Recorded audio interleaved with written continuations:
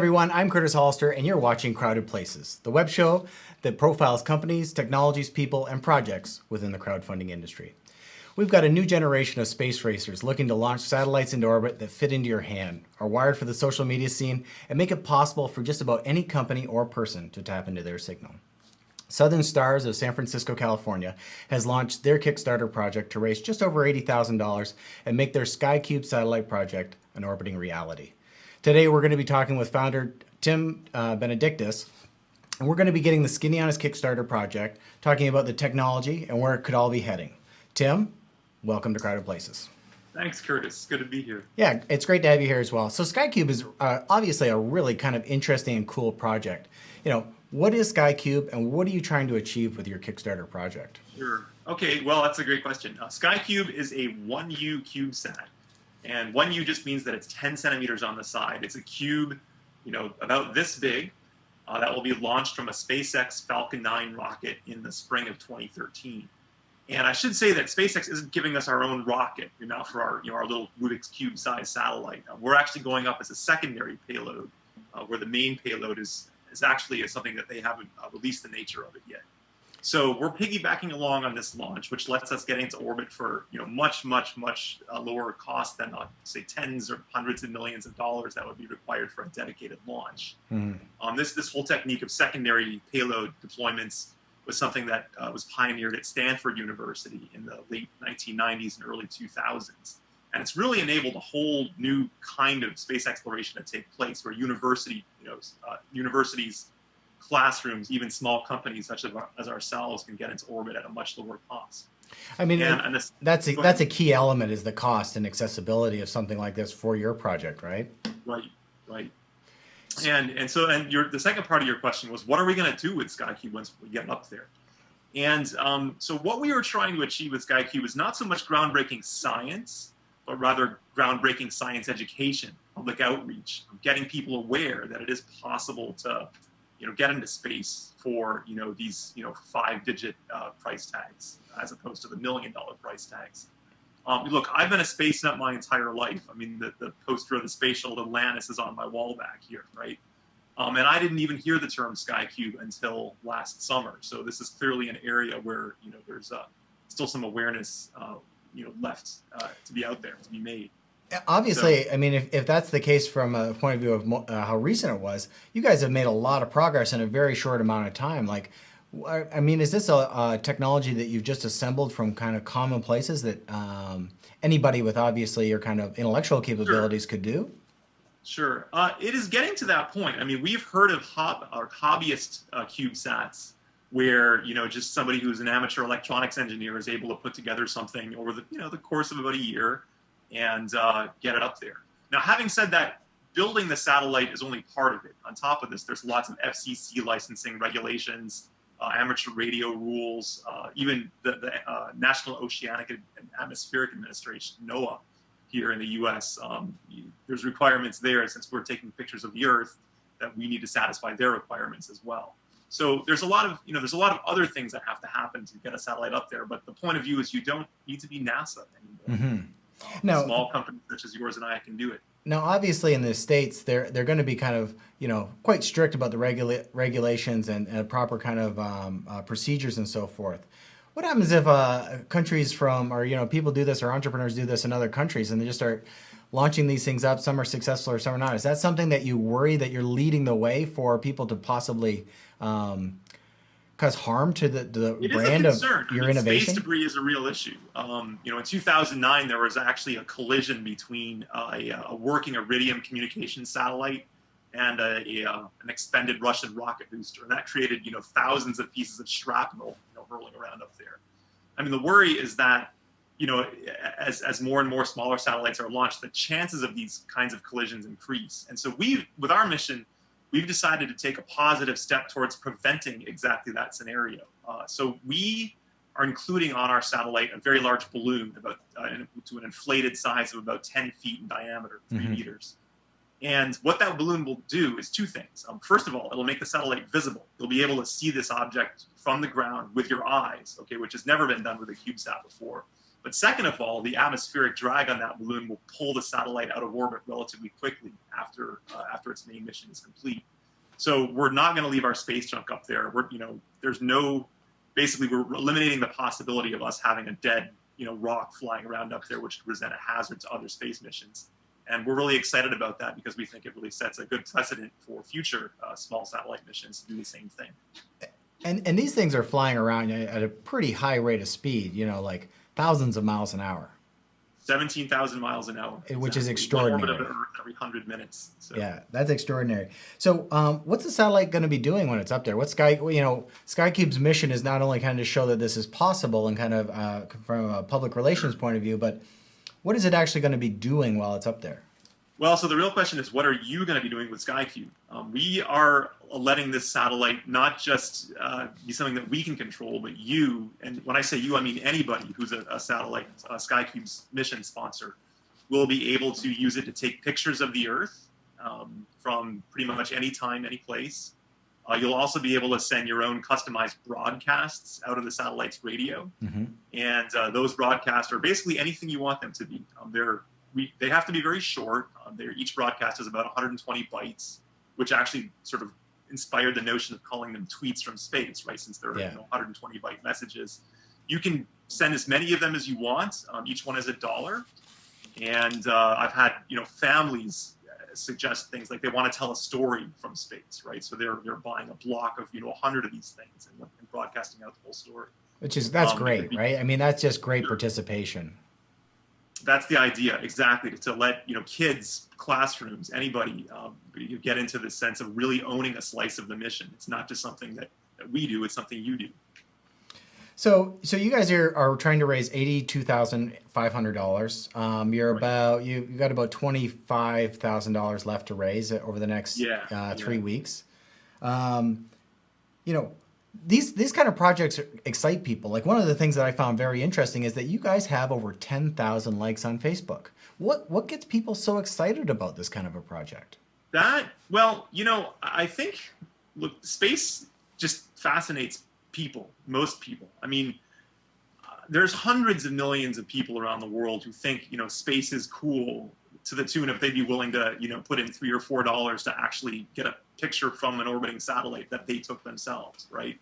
I think our biggest problem is that people just don't know we exist, right? I mean, it takes time to get the word out that such a thing is even possible. Look, I'm a space nut, and I didn't know we could do this until last summer, right?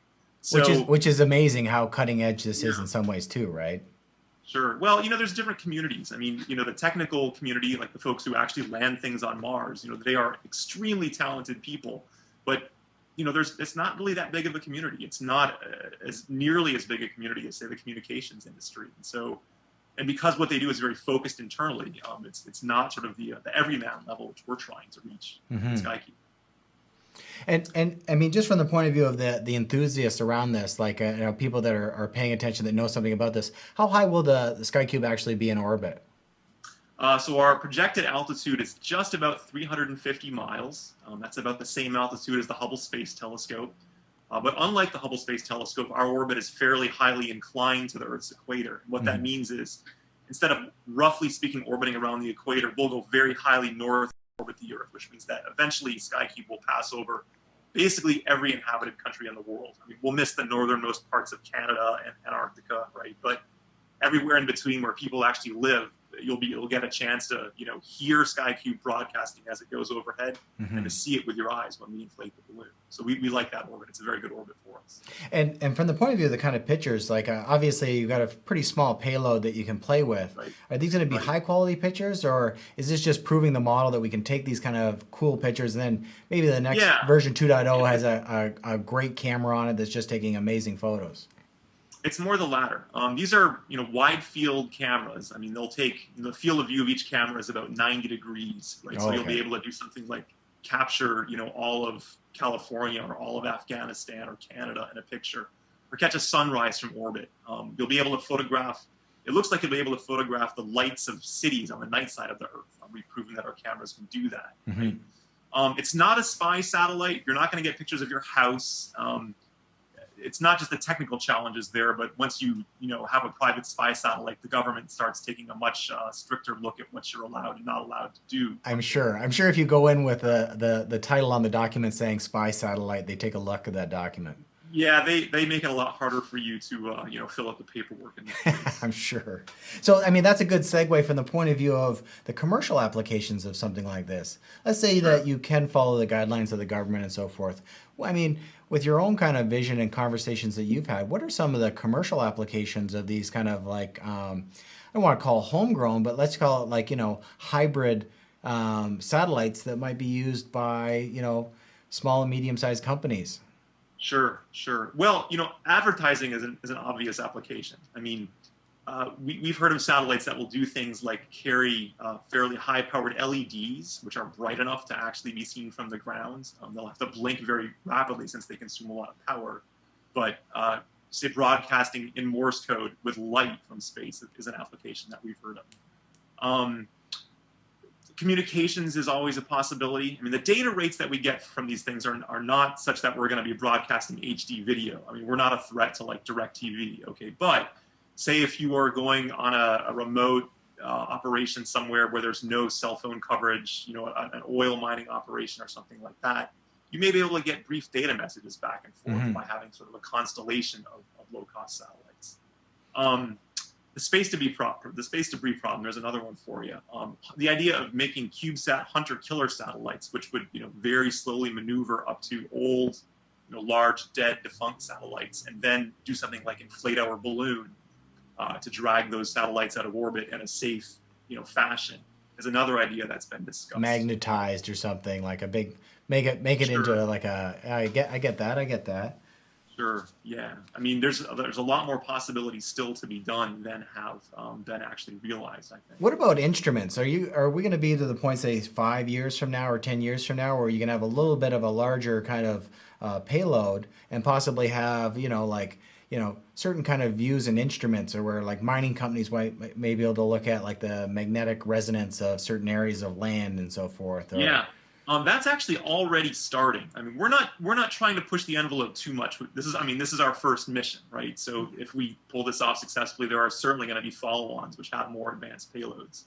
But there have been CubeSats sent up which do things like look at variations in the Earth's magnetic field. I believe even a gravity detection. In other words, how you look for variations in ocean height by looking for anomalies in the local gravity field. That's been done in CubeSat form factor, I believe. So, there are more possibilities out there than I think have been yet really realized up to this point. Exactly. I mean, I think the applications are literally probably endless. And from the point of view of just breaking new ground in science by the ability to measure these things, much more rapidly and accelerate scientific research. Yeah, I mean, that's really what we're trying to achieve here is really to build an audience for these things. I mean, as you know, a business, an industry will succeed when there are people that can really, when there's a market for it, right? And that's what we're really trying to build here. So you guys, like I said, we're getting kind of close to the $82,000. You guys are going to raise another $25,000. How can people participate, and what do they get? So the easiest way to do it is to type in www.skycube.org into your computer. Skycube.org will forward you directly to our Kickstarter page. And after the Kickstarter campaign closes, skycube.org will also become the project site. So that's the easiest way to get there right now. And what do you get? Well, $1 is our entry-level sponsorship. That gets you one broadcast from space and it sponsors 10 seconds of the mission. $6 will get you a picture and a broadcast, and it sponsors a minute of the mission. We have increasing levels which get you more pictures, more broadcasts. We also, I think at $60, we throw in a mission T-shirt, which will have our logo on it, but also have some cool stuff, SkyCube stuff on the back. At the $600 level, we'll throw in some amateur radio gear, which will let you directly get those broadcasts from space. You won't necessarily have to just get them on your. I mean, everyone can get the broadcasts on their phone or through the satellite's Twitter stream, right? But this radio gear will let you get them straight from orbit without having to go through our ground network at all. And then, on the high level, if you really want to jump in, $6,000 will get you a round-trip ticket to Cape Canaveral to see the launch in the spring. We have a couple of VIP launch passes, and these are the kinds of things where the president gets to see the launch up close. It's not like you're 7 miles back behind the trees. So we do have a limited number of those, but we actually have had a couple of sponsors at that level. Yeah, I noticed that you do have a number of $1,000 and $6,000 sponsors. Yeah, which is obviously shows the enthusiasm. Some of those are folks that we've done business with in our astronomy business up to this point. But it's clear that this interests people, and you just some of the stuff you can't get for any price. You have to sort of be in the industry. So that's how we're able to do that. Well, so and obviously the Kickstarter experience. How have you guys found that, and what advice can you give anybody else that's maybe thinking of doing a Kickstarter project that's related to technology or something that's innovative like this? Sure.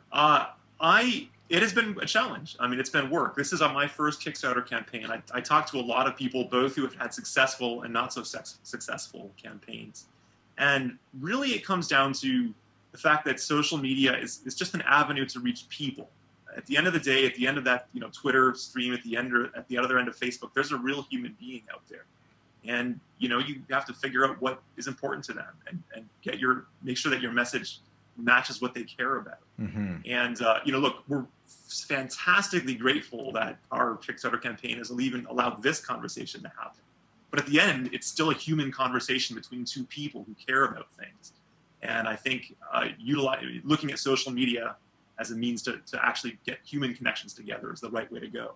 It's not like you just cast this net out there and suddenly $1 million falls into it. Yeah, exactly. Obviously, so you guys have been putting a lot of time and effort in to actually make this all happen. Sure. I mean, the best analogy that anyone's given me is that Kickstarter is just a vehicle, right? It's just a vehicle to collect funds. Yeah. Like any vehicle, you need a driver. Someone's got to be at the wheel. And so that's what we're trying to do here. Tim, thanks so much for your time and your contribution to push us all forward with a project like SkyCube. This is a really great thing, and I totally am behind you guys, and I'm going to become a sponsor for sure after this. Awesome. Thanks. Curtis, really appreciate it. Well, you guys are doing great things. If you'd like to become a part of the SkyCube vision, go to Kickstarter.com and search for SkyCube. Read about the project, and then click on the Back This Project button if it's right for you. To watch more videos about crowdfunding projects, go to youtube.com/crowdedplaces. I'm Curtis Hollister, and thanks so much for watching.